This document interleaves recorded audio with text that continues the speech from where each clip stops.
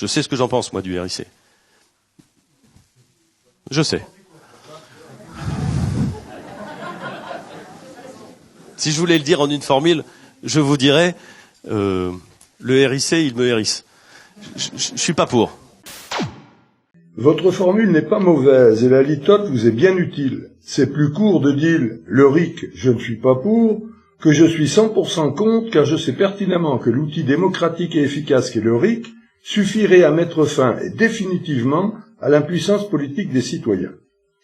Vous vous dites champion d'attribution aux citoyens de droits réels, mais depuis 3 ans vous leur refusez obstinément le premier de ces droits, le référendum d'initiative citoyenne en toute matière ouverte à leurs représentants. C'est en effet le seul outil qui permettrait au peuple d'exercer réellement la souveraineté nationale. Selon l'article 3 de la Constitution, elle appartient bien au peuple, mais nous constatons tous les jours que c'est une chimère. Cela vous convient parfaitement que les électeurs ne puissent pas reprendre la parole pour exprimer leur volonté par la voie du RIC. Les élus peuvent ainsi tranquillement faire le contraire de certaines promesses ou carrément autre chose pendant tout leur mandat.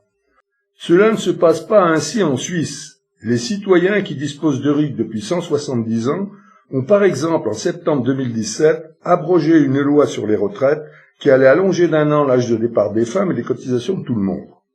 Votre allergie au RIC est lourde de sens pour tous les citoyens éveillés et elle ne se passe pas du tout avec l'air du Havre. Pour le premier tour des municipales, le CLIC vous a demandé, comme aux autres candidats, de signer un engagement public pour une simple application démocratique de la loi 2004-809 du 13 août 2004, c'est-à-dire d'organiser systématiquement toute consultation demandée par 20% des inscrits, ce qui est énorme, et de prendre en compte le résultat, mais seulement si le oui l'emportait, avec un meilleur pourcentage des inscrits que votre liste. Vous avez refusé. Pourtant, on ne peut guère être plus complaisant avec les élus.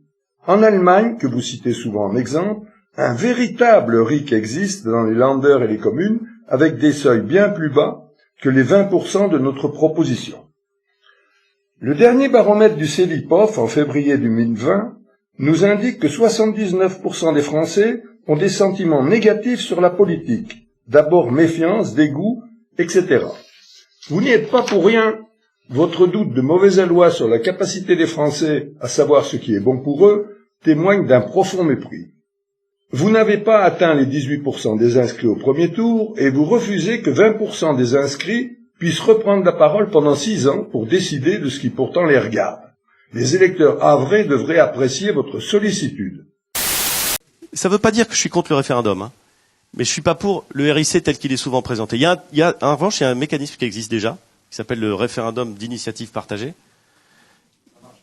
Bah oui, et alors, mais c'est pas parce que ça marche pas que c'est idiot, ça marche pas. Peut-être que ça doit être amélioré. Et peut-être, parce que la vraie différence, c'est que dans le référendum d'initiative partagée, c'est un groupe de parlementaires, pas la majorité, un groupe de parlementaires, il faut voir à quel niveau on le met, qui dit, voilà le texte qu'on propose, pas la question, le texte de loi qu'on propose. C'est pas exactement la même chose. Et s'il y a X centaines de milliers ou X millions, aujourd'hui c'est un seuil qui est très haut, de gens qui disent, bah oui, c'est vrai, posons la question, on peut faire le référendum. Moi, je préfère cette mécanique-là. Bah, c'est mon avis, encore une fois, je vous le dis.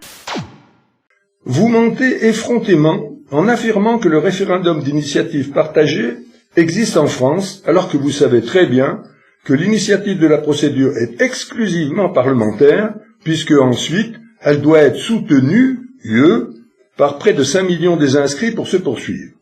Et surtout, vous oubliez de dire aussi que même si les 10% de soutien sont réunis, un simple examen en première lecture par les 2 assemblées écarte définitivement le recours au référendum. Il n'existe donc qu'au bon vouloir du gouvernement. Je préfère cette mécanique-là parce que je trouve qu'elle est plus respectueuse de quelque chose qui compte à mes yeux, qui a parfois été évoqué ici, qu'est la démocratie. Cette vidéo est coupée avant que vous n'ayez pu ajouter représentative à démocratie. Mais soyez sérieux, les mots ont un sens, et vous n'abusez plus grand monde. Où est la démocratie quand les citoyens ne peuvent pas reprendre la parole pendant 5 ou 6 ans pour décider de ce qui les regarde? Où est la représentativité quand, pour les dernières législatives, d'une part, la République en marche avec 6 millions de voix a obtenu 308 sièges de représentants, alors que le Rassemblement national avec 3 millions n'en a obtenu que 8. D'autre part, 60% des inscrits ont refusé de choisir un prétendu représentant. 57% d'abstention plus 3% de blanc. Cette abstention n'a rien d'étonnant.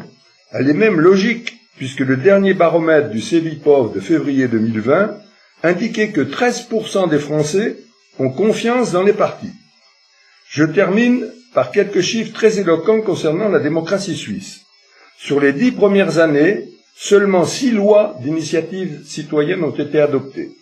Et par sa simple existence, le RIC incite le gouvernement à une véritable concertation, à tel point que sur les mêmes 10 ans, malgré le seuil de déclenchement à 1% des inscrits, seulement 4 référendums abrogatifs ont été lancés, dont 2 avec succès.